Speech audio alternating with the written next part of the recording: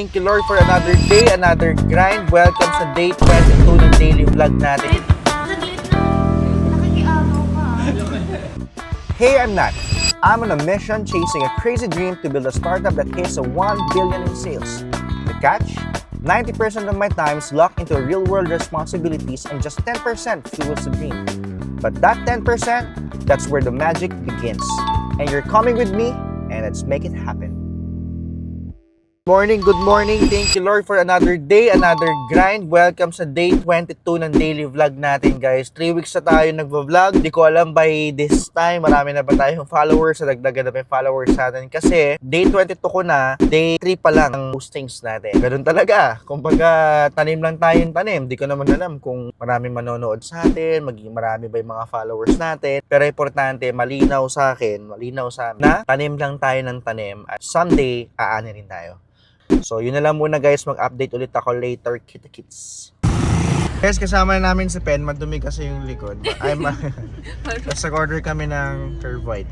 So, product to ni Madam. Let's go.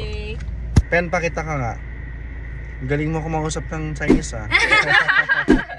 So, guys, tutulungan tayo ni Sir Mike na kausapin na si Fio. Yung from... contact natin from China kasi mas madaling makipag-communicate pag Chinese to Chinese eh. So praise God, may tutulong. So palis na kami, hindi pa daw sila kumakain, magpapansit daw kami. Let's go. Guys, punta kami Kuya Sidnis, may mga bisita ako sa likod. Ay, shucks. Oh, pansit, babe. Ay.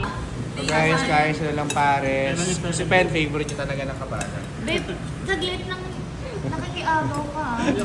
Yun, so what's up guys? Katapos lang yung mag-dinner. At kanina wala yung mic, umuwi kami, papalabas yun. Umuwi kami para kunin yung mic. Umuulan pa, pakita mo, lakas ng ulan. Pero syempre, ginagawa ni Boss Mac yung best niya sa edit. So, gawin natin yung best natin sa mga videos. So, update lang guys. Good news dahil possible na makuha yung samples, dalhin ito sa Philippines. Kasi dapat, pupunta kami ng China. So maraming gastos sa visa, syempre yung transpo, yung lipad, yung hotel, maraming gastos. So thank you Lord kay Pen dahil kakilala niya si Sir Mike, Chinese businessman dito sa Solano. Kinausap niya siya, kumausap din sa taga-China mismo na if possible, siya mag-aasikaso nun. So sabi, possible daw. Sabi niya, ako bahala. Tawag kita pag parating na. Sir Mike, thank you so much po. Thank you so much. And then update, may 4 flavors na rin sa ibang manufacturer sa China pa. So, papadala din dito sa Pilipinas. Iba naman kausap natin doon.